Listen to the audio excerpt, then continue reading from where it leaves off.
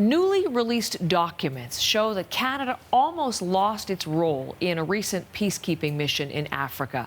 The problem was too few women in the military. And as Murray Brewster reports this morning, the issue is now playing into Ottawa's push for a seat on the UN Security Council. Canada has been a vocal champion of women in peacekeeping. Newly released documents show it's been tough to match the rhetoric with the deeds. In fact, Canada almost lost its place in an observer mission in South Sudan in late 2018. UN guidelines stipulate 15% of peacekeeping observers must be women.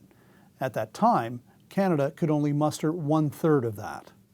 The UN was talked out of giving the post to another country because officials argued the problem could be fixed with better rotations.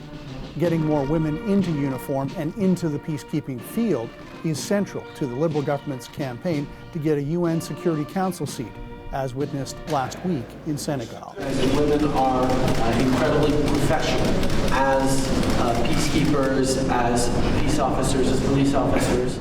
Defence Minister Harjit Sajjan insists Canada is on the right track and has been setting a good example for the rest of the world.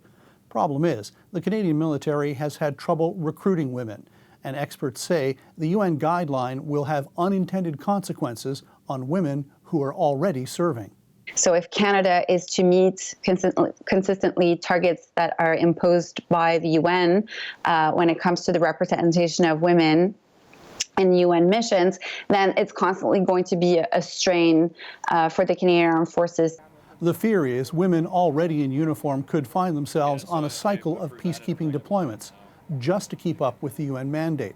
And that is something that could come at the detriment of their careers. Murray Brewster, CBC News, Ottawa.